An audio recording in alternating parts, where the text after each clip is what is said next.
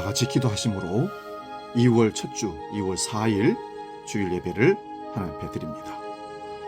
거룩하신 아버지 하나님, 2024년 첫 달을 보내고 둘째 달 2월 첫 주를 맞이하며 하나님의 은혜를 찬양하며 감사하며 아버지 앞에 예배로 나아갑니다. 성령이여, 이 시간 우리 마음의 생각과 우리 모든 생각들을 주장하여 주셔서 하나님이 받으시는 영과 진리 예배가 일어날 수 있도록 주님 도와 주시옵소서. 우리 일평생 주가 되시고 우리 생명 되신 주님을 찬양하며 우리도 경배하고 나아갈 때에 하나님께만 영광 돌리는 복된 시간 되게 하여 주시옵소서. 성령이여, 이 시간 우리 모든 성도들의 마음을 사로잡아 주시고 성령의 충만함으로 함께 하셔서 가장 아름답고 향기로운 예배가 될 수 있도록 역사하여 주시옵소서. 이제는 사도신경으로 우리의 신앙을 고백합니다. 나는 전능하신 아버지 하나님, 천지의 창조주를 믿습니다. 나는 그의 유일하신 아들 우리 주 예수 그리스도를 믿습니다. 그는 성령으로 잉태되어 동정녀 마리아에게서 나시고 본디오 빌라도에게 고난을 받아 십자가에 못 박혀 죽으시고 장사된 지 사흘 만에 죽은 자 가운데서 다시 살아나셨으며 하늘에 오르시어 전능하신 아버지 하나님 우편에 앉아 계시다가 거기로부터 살아있는 자와 죽은 자를 심판하러 오십니다. 나는 성령을 믿으며 거룩한 공교회와 성도의 교제와 죄를 용서받는 것과 몸의 부활과 영생을 믿습니다. 아멘. 찬송가 94장 주 예수보다 귀한 것은 없네, 함께 찬송합니다.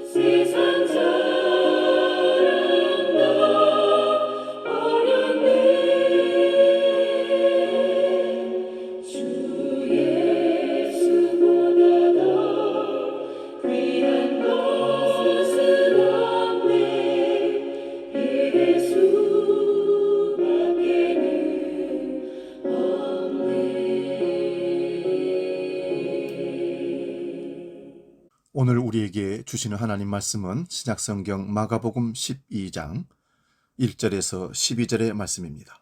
신약성경 75면에 있습니다. 이 말씀을 제가 봉독할 때에 살아계신 주님의 음성을 들을 수 있기 바랍니다. 마가복음 12장 1절에서 12절 지금 봉독합니다. 예수께서 비유로 그들에게 말씀하시되 한 사람이 포도원을 만들어 산울타리로 두르고 즙자는 틀을 만들고 망대를 지어서 농부들에게 세로 주고 타국에 갔더니 때가 이름에 농부들에게 포도원 소출 얼마를 받으려고 한 종을 보내니 그들이 종을 잡아 심히 때리고 그저 보내었거늘 다시 다른 종을 보내니 그 머리에 상처를 내고 능욕하였거늘 또 다른 종을 보내니 그들이 그를 죽이고 또 그 외에 많은 종들도 더러는 때리고 더러는 죽인지라. 이제 한 사람이 남았으니 곧 그가 사랑하는 아들이라. 최후로 이를 보내며 이르되 내 아들은 존대하리라 하였더니 그 농부들이 서로 말하되 이는 상속자니 다 죽이자. 그러면 그 유산이 우리 것이 되리라 하고 이에 잡아 죽여 포도원 밖에 던졌느니라. 포도원 주인이 어떻게 하겠느냐? 와서 그 농부들을 진멸하고 포도원을 다른 사람들에게 주리라.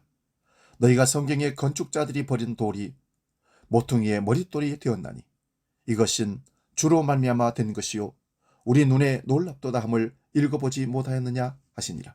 그들이 예수의 이 비유가 자기들을 가리켜 말씀하신 줄 알고 잡고자 하되 무리를 두려워하여 예수를 두고 가니라. 아멘. 오늘 봉독한 말씀으로 복음적 무소유라는 말씀의 제목을 잡고 상고하면서 피차 은혜를 나눕니다. 복음적 무소유. 2010년으로 기억하는데요. 불교계의 큰 스승이었던 법정스님이 타계하였습니다.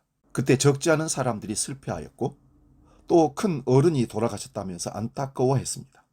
근데 문제는 법정스님이 남긴 책 무소유라는 책에 있습니다. 스님이 돌아가시면서 유언으로 이제 이 무소유라는 책을 절판해라, 그만 찍어내라 했다는 것입니다. 사람들이 그 소식을 듣고 모두 다 서점으로 달려갔습니다. 그 무소유의 책을 소유하고 싶어서 말입니다. 서로 싸우고 밀치고 어떤 사람은 한 권만 산 것이 아니라 자기가 집을 수 있는 만큼 많은 책을 몽땅 사서 나중에 경매에 붙여서 많은 이득을 남기게 되었다는 웃지 못할 얘기가 있습니다.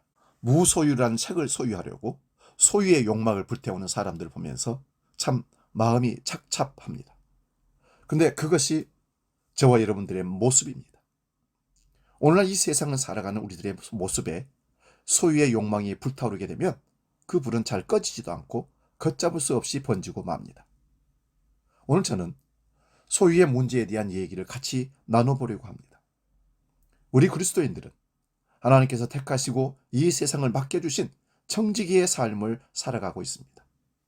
청지기로서의 삶을 살아가는 우리들이 소유의 문제를 어떻게 다루면서 살아가야 될까요? 우리 그리스도인들이 이 땅에 축복을 받고 부자로 살아야 될까요? 아니면 예수 믿는 사람들은 가난하게 살아야 될까요?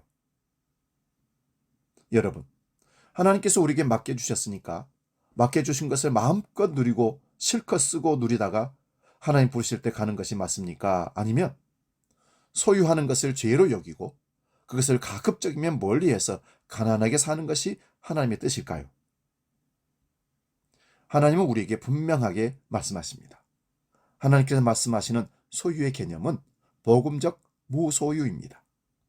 이 복음적 무소유는 예수로만 충만하여 자기가 많이 가져도 아무것도 없는 사람처럼 살고 그리고 아무것도 가지지 못했어도 모든 것을 가진 것처럼 살아가는 그런 삶인 것입니다. 이것이 바로 복음적인 무소유의 삶입니다. 복음적인 무소유는 무조건 가난하게 살아야 한다는 것이 결코 아닙니다. 우리 주변을 한번 돌아보십시오. 정말 가난하게 살지만 그 마음은 항상 탐욕에 찌들어 있는 사람들이 있습니다. 겉모습은 가난한데 무엇인가 하나라도 더 가지려고 아둥바둥 이를 가리면서 사는 사람들이 얼마나 많은지 모릅니다. 그것이 무소유의 삶입니까? 결코 아닙니다. 반대로 부유한 사람이 있습니다. 그는 부유하게 살면서도 전혀 욕심내지 않고 물질에는 마음을 두지 않은 사람들이 있습니다. 오히려 그것을 가지고 다른 사람에게 나눠주고 공유를 베푸는 것을 자기 사명으로 알고 기뻐하는 사람들이 있단 말입니다. 여러분, 복음적 무소유라는 것은 지금 내 손에 무엇인가 있다 없다 여기에 달려있는 것이 아니라 내 마음의 소유에 그 마음을 빼앗기느냐 안 빼앗기느냐에 달려있는 것입니다. 있어도 없는 것처럼, 많이 있어도 그 모든 것이 내 것이 아닌 것처럼 사는 삶입니다. 또한 아무것도 없어도 정말 풍요롭게 예수로만 충만한 삶, 이것이 바로 복음적인 무소유의 삶입니다. 오늘 본문 말씀은 복음적인 무소유의 개념을 다시 한번 생각해 볼 만한 그런 교훈을 담고 있습니다. 이 비유의 말씀은 악한 농부들의 비유입니다.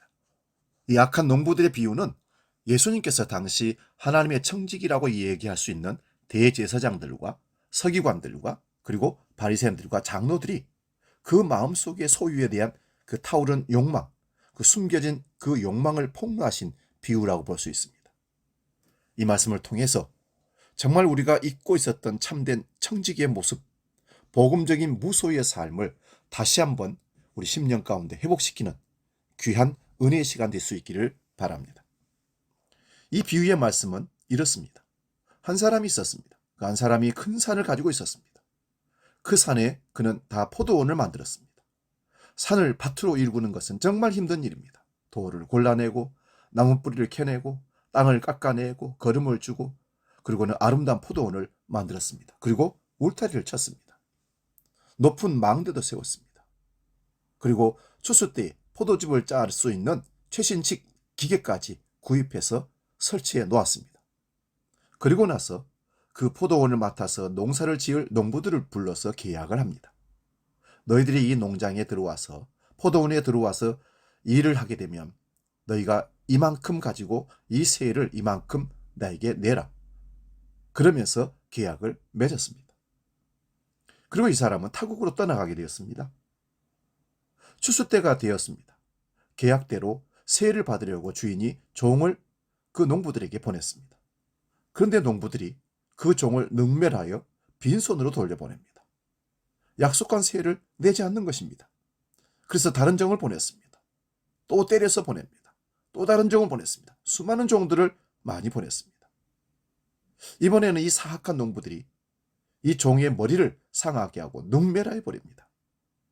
그리고 또 다른 종을 보냅니다. 이번에는 그 종마저도 죽여버렸습니다. 이제 그 포도원 세를 받아올 사람은 딱 한 사람밖에 없습니다. 주인의 사랑하는 아들입니다. 포도원 주인은 생각합니다. 내 사랑하는 아들을 보내면 그들이 나로 여기고 분명히 계약대로 세를 줄 것이라고 생각했습니다. 그래서 사랑하는 아들을 보냈습니다. 그런데 이 악한 농부들은 그 아들을 포도원 밖으로 끌고 나가서 때리고 능멸하더니 죽여버리고 말았습니다. 그러자 포도원 주인은 화가 치밀어서 군대를 몰고 가서 그들을 진멸시켜버립니다. 이 얘기를 마치시면서 예수님께서 이렇게 말씀하십니다. 포도원 주인이 어떻게 하겠느냐? 와서 그 포도원 농부들을 진멸하고 포도원을 다른 사람에게 주리라. 사랑하는 여러분, 여러분은 이 비유의 말씀을 듣고서 이 농부들이 이해가 갑니까? 저는 도무지 이해가 되지 않습니다. 그런데 말씀을 읽어보면 이 농부들이 크게 착각하고 있는 것이 두 가지가 있구나라는 것을 깨닫게 되었습니다. 그 첫 번째 착각은 자기가 지금 쥐고 있는 것이 자기 것이라고 생각하는 착각입니다. 포도원 주인이 세를 주고 농부들에게 포도원을 맡겼고 때가 되어서 포도원 주인은 소출의 얼마를 받으려고 세를 받으려고 했습니다. 포도원 주인은 정당한 것을 요구한 것입니다. 그런데 이 농부들은 자기가 경영하는 그 포도원이 자기 것이라고 착각하고 말았던 것입니다. 포도원이 주인 것이 아니라고 착각하고 만 것이죠. 사랑하는 여러분, 포도원 누가 만들었습니까? 그 땅의 주인이 누구입니까? 포도원 망대를 세운 사람이 누굽니까? 그리고 울타리를 세운 사람이 누굽니까? 그곳에 아주 좋은 포도주를 수확하는 틀을 놓은 사람은 또 누구입니까? 바로 이 포도원의 주인입니다. 농부는 그냥 잠시 계약이 따라서 그 포도원을 맡은 일꾼인 뿐입니다.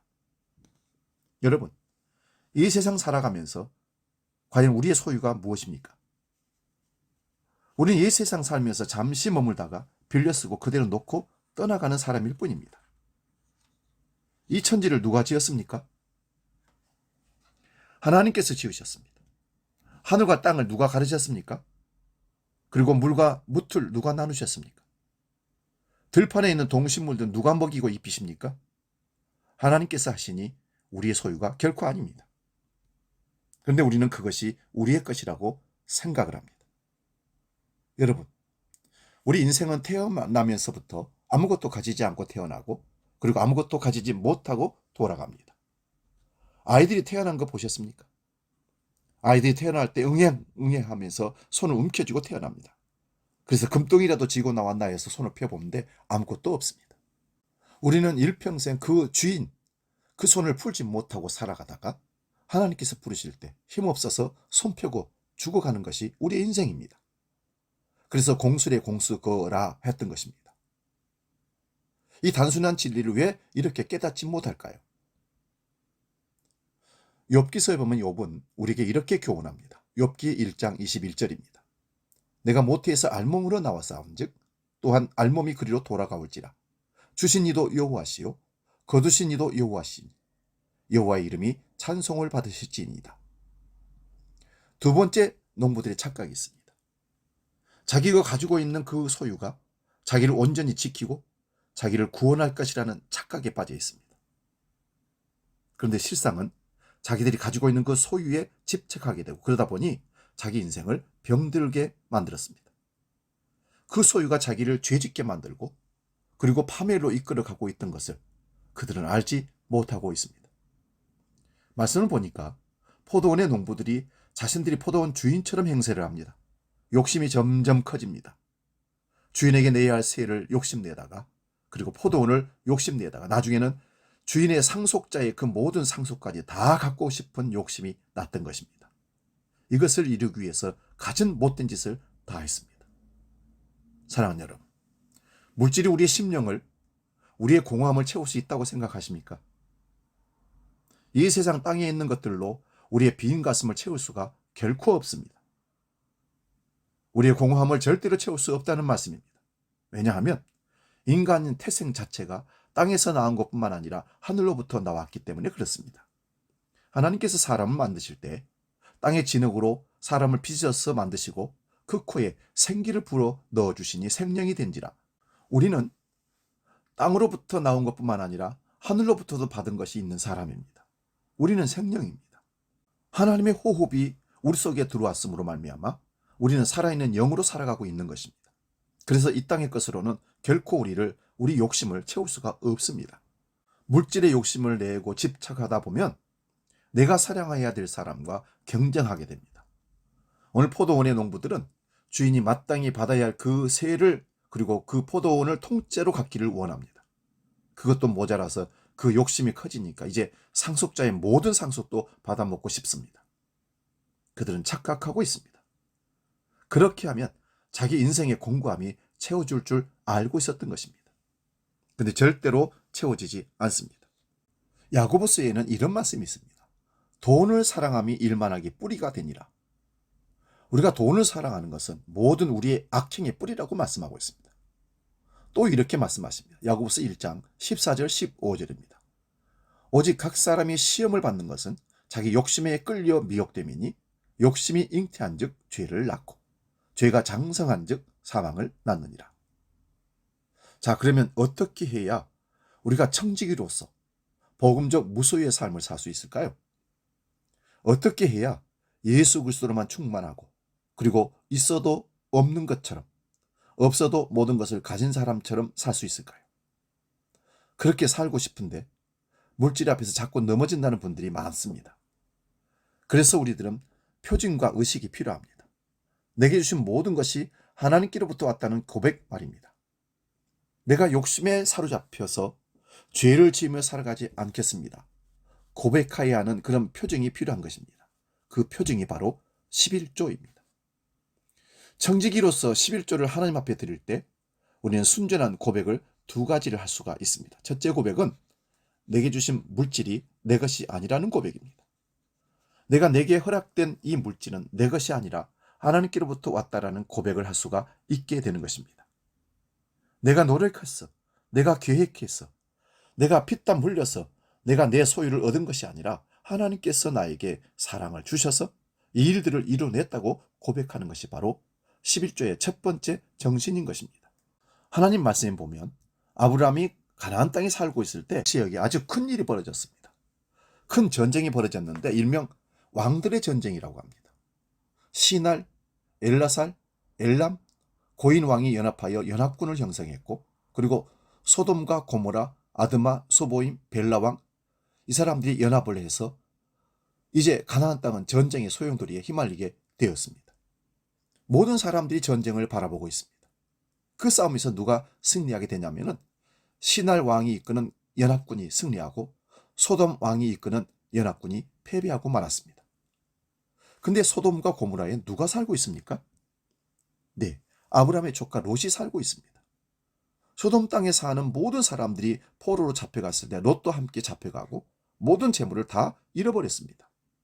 그 소식을 아브라함이 듣고 가만히 있지 아니하고 아브라함 자기 집에서 길렀던 사병 318명을 데리고 전쟁터로 뛰어갑니다.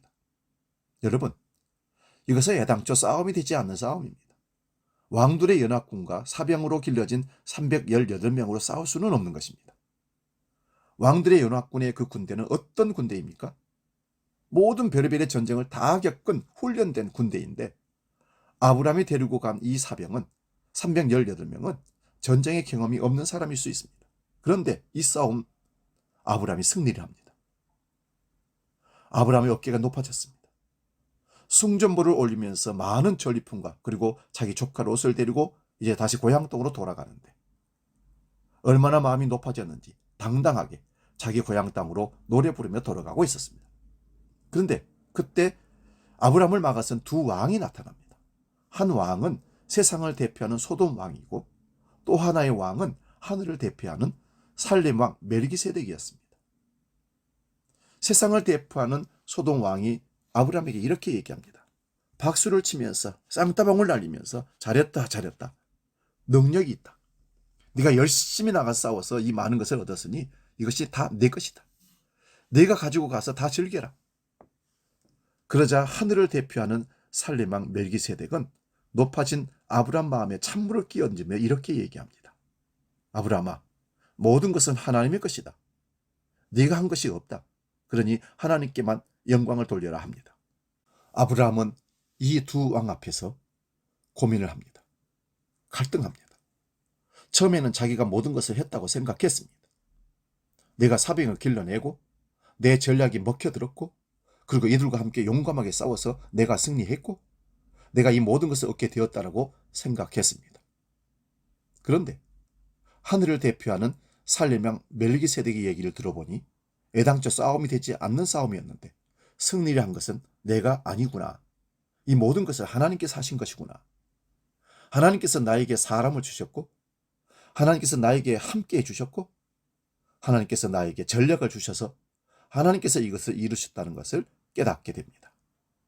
그리고 아브라함은 살렘 왕 멜기세덱 앞에 무릎을 꿇고 전쟁에서 승리하여 뺏어온 전리품 10분의 1을 떼어서 하나님 앞에 올려드리며 하나님을 경배하고 찬양했습니다. 이 사건이 인류 역사 속에서 최초로 사람이 하나님 앞에 약속하고 11조를 올려드린 사건입니다. 사랑하는 여러분, 우리가 인생을 살면서 열심히 살아서 많은 것을 얻게 되었을 때 여러분의 심령 가운데 반드시 두 왕이 찾아올 것입니다. 한 왕은 세상의 왕이요, 한 왕은 하늘의 왕입니다.